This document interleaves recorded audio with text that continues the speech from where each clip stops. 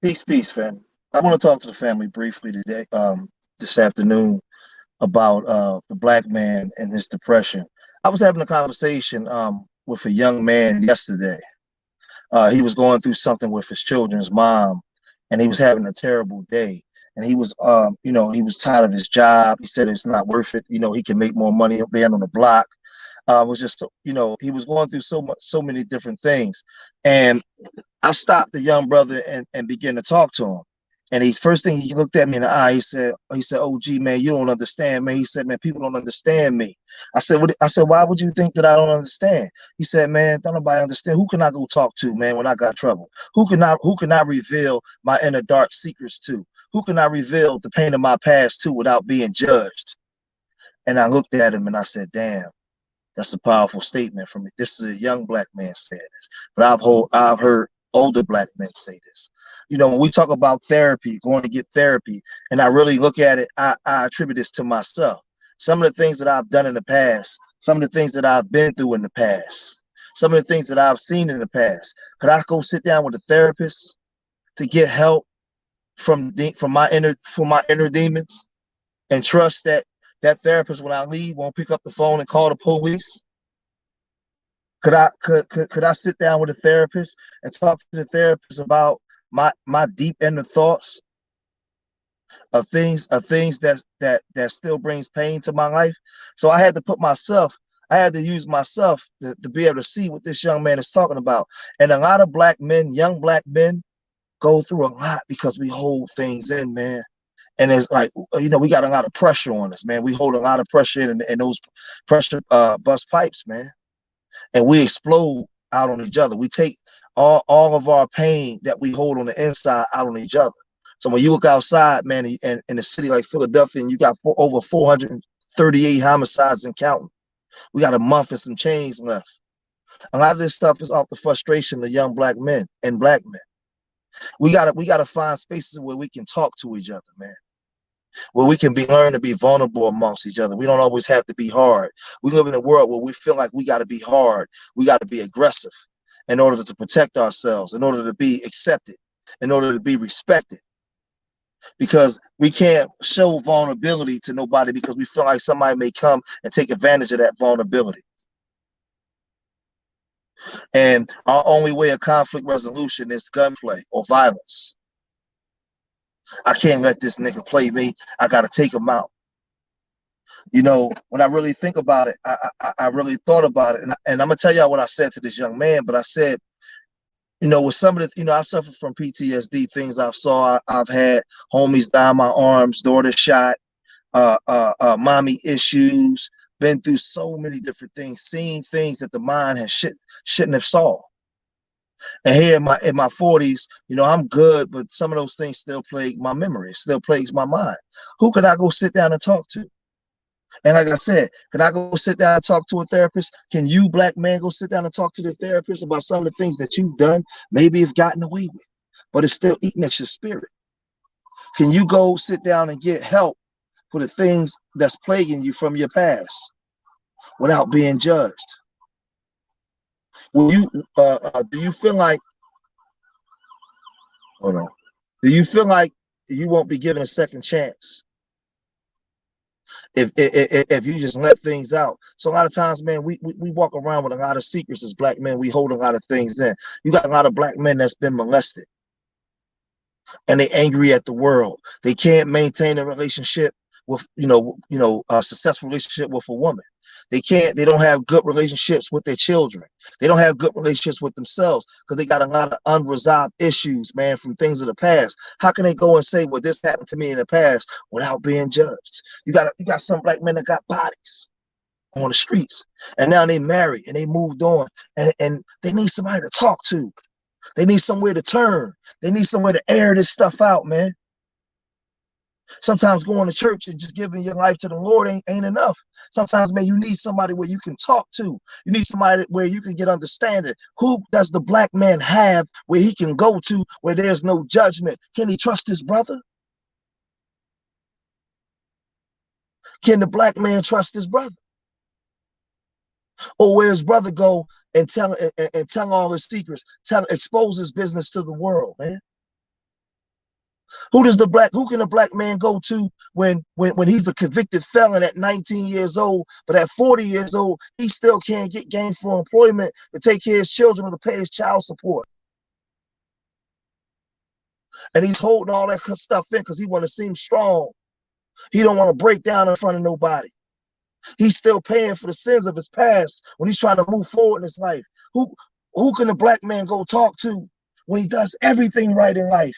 He doesn't break the law. He achieves success. He achieves success on a high level, but he still experienced racism. He still has internal issues from his parents and things that went on that he has a bad marriage or bad things in the relationship. His relationship with maybe with his children is not right. We got a lot of things, man, as black men that we have to go and be able to talk about. Now, this young man was going through some stuff, man. And I looked at that young brother right in his eye. And I told him, I said, let me tell you something, young brother. There's some brothers upstate right now that are getting left hand, they get a right hand to be free, to be in the position that you're in, just to have a job, just to be on the street and complain. Don't take this thing for granted, man. Listen, man, I gave my number. I said, man, if you need somebody to talk to, man, we got this Urban Nerds Foundation. If you need to come sit down and talk and air out, come talk to your brother without judgment, man. But we need places where we can talk. And I told him, man, I said, don't forget where we come from and on the block. You say you can make more money on the block, but you know the consequences of what come with that block. And like I said, his brothers doing life that'll give anything to be free, to be in a position. So understand that it may seem dark right now, but you still got an opportunity to fix whatever's ailing you, man. And that brother looked at me, man. He said, man, OG, man, thank you, man. I needed that, man. I needed that. And see, at that right time, right moment, I was right there for the brother, man, when he just needed a good word from somebody. He just needed somebody to care. He needed somebody to hear him. He needed somebody to understand where he was coming from without judgment.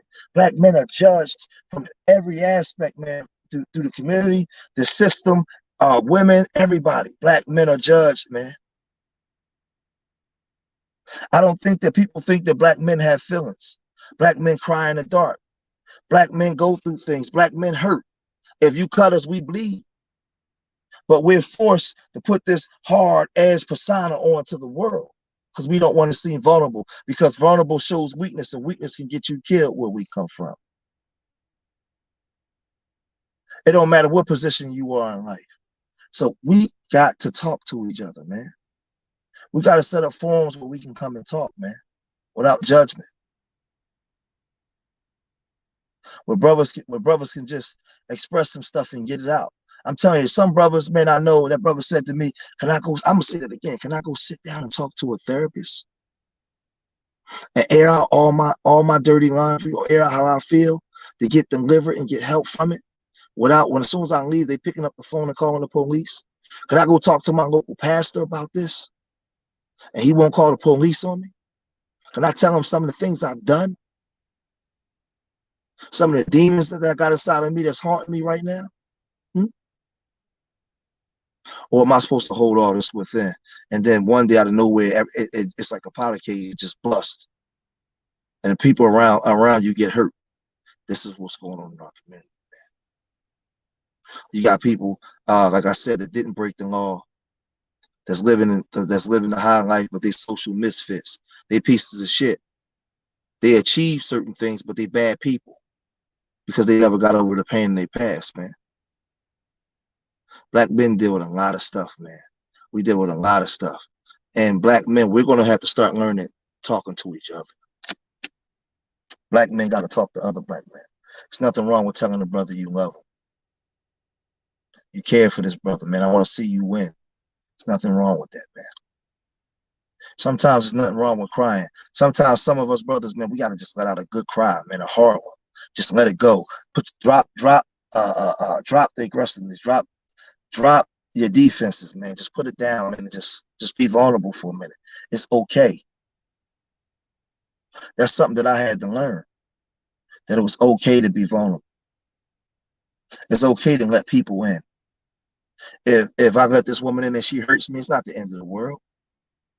She's not perfect. nor am I. Life doesn't stop for me, nor does it revolve around my issues. I have to learn what to live within the cycle of life and balance myself out. These are the things that we got to understand, man. You know, this thing we call life is a serious thing, man. It's an experience. And black men are going to have to start helping each other. Black men are going to have to start lending a hand, man, helping each other up. I like what I saw last night in that versus battle.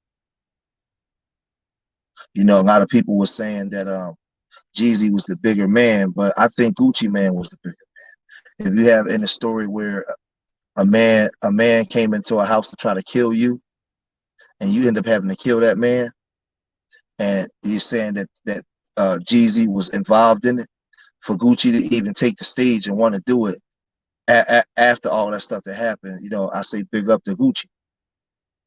And I hope that the young people can learn something from that. And we can deal with conflict resolution. Everything don't always have to go to gunplay. I hope that they can be an example in the light in the dark room for young people. I think that was big. And we got to take that and use that as motivation to get our young people to talk the issues out instead of going to gunplay, instead of going to violence. Get some of our young people to talk these things out instead of trying to step on another brother in order to gain for your own personal gain. We got to walk in love, black man. There's nothing wrong with us walking in love, especially love for each other. So I'm gonna start furthering this conversation. Is it okay for a black man to cry? Is it okay for a black man to show emotion? Is it okay for a black man to feel? Is it okay? Is it okay for a black man to cry, man? And just let it out loud. Is it okay for a black man to be vulnerable amongst his brothers without fear of judgment? Is it okay for a black man to walk in love? To the next time, peace.